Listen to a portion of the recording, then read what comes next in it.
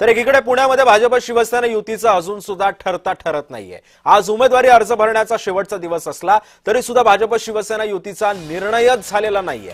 रात्रभर शिवसेना नेत्यांची पुण्यामध्ये बैठका पार पडतायत, खलबतं होत आहेत, मात्र या खलबतांचा काहीच परिणाम या राजकारणावरती होत नाहीये। शिवसेना अजून सुद्धा वेट अँड वॉचच्या भूमिकेमध्ये आहे। आज पुन्हा एकदा पुण्यामध्ये सावंतांच्या उपस्थितीमध्ये एक बैठक पार पडते। उदय सामंत बैठकीनंतर निर्णय सुद्धा जाहीर करणार असल्याचं बोललं जात आहे। या संदर्भामध्ये अधिक माहिती जाणून घेऊयात। मी पुन्हा एकदा जाणार आहे, माझा सहकारी रोहन कदम सध्या आपल्या सोबत आहे। रोहन, नेमकं घोडा अडतंय कुठे? का शिवसेना आणि भाजपचं जमत नाहीये पुण्यामध्ये? काय कारण आहेत या युतीमागे? सिद्धेश, खरं तर केवळ 16 जागा ज्या आहेत ते शिंदेच्या शिवसेनेला भाजपने दिलेल्या होत्या आणि त्यातल्या 7 जागा अशा आहेत जिथं भाजप कधीही निवडून आलेलं नाही आणि शिवसेनेचा त्या जागांशी दूरपर्यंत संबंध नाही। त्या 7 जागा बदलून आम्हाला इतर जागा द्या असं सांगितण्यात आलं, परंतु त्यानंतर तुम्हाला आम्ही केवळ एक जागा आणखीन वाढवून देऊ, परंतु या 7 जागा बदलता येणार नाहीत असं त्यांना सांगण्यात आलं। आणि त्यानंतर संपर्क जो आहे तो भाजप नेत्यांशी किंवा भाजपचे निवडणूक प्रमुख असतील किंवा भाजपचे इतर महत्त्वाचे नेते असतील त्यांच्यासोबत शिंदेच्या वरिष्ठांचं झालेला नव्हता। त्यामुळे शिवसेनेमध्ये मोठी नाराजी होती। रवींद्र धंगेकर स्वतः या सगळ्यांसोबत संपर्क होत नाही, वरिष्ठांच्या न सांगता जे आहे ते काही कार्यकर्त्यांना घेऊन अजित पवारांच्या भेटीसाठी पोहोचलेले होते।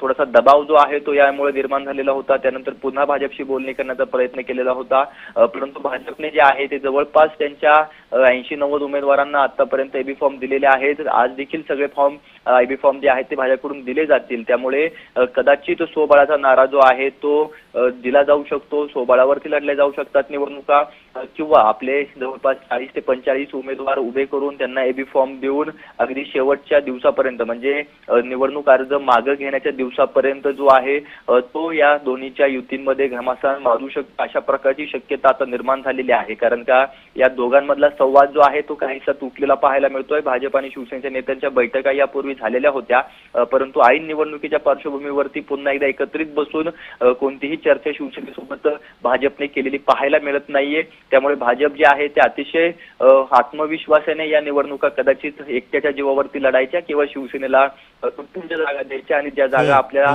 हारलेल्या आहेत त्या जागा आपण त्यांना द्यायच्या, अशा प्रकारची स्ट्रॅटेजी असेल। त्यामुळे शेवटच्या दिवसापर्यंत भाजपने जे आहे ती ही भूमिका घेतलेली होती। आता स्वतः उदय सामंतांना एकनाथ शिंदेंनी जे आहे ते पुण्यामध्ये पाठवलेले आहे। साधारणतः 11:30-12 वाजता उदय सामंत जे आहे ते पुण्यामध्ये पोहोचतायत आणि कदाचित ते पोहोचल्यानंतर 35 ते 40 उमेदवारांना जो आहे तो एबी फॉर्म दिला जाऊ शकतो आणि त्यांना एबी फॉर्म भरायला लावला जाऊ शकतो। म्हणजे अनेक ठिकाणी भाजपच्याच विरोधामध्ये शिवसेनेचे उमेदवार जे आहेत ते अर्ज भरणार आहेत आणि अनेक ठिकाणी मग भाजपकडून हे उमेदवारी अर्ज मागे घेण्यासाठी विनंती केली जाऊ शकते, विनंती केली जाऊ शकते।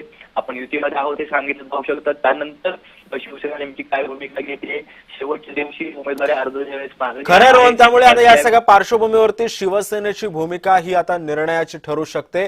भाजप याच्यामध्ये कसा मार्ग काढतं, काय तोडगा काढतं हे सुद्धा पाहणं तितकंच महत्त्वाचं ठरणार आहे। धन्यवाद तू दिलेल्या अधिक माहितीबद्दल।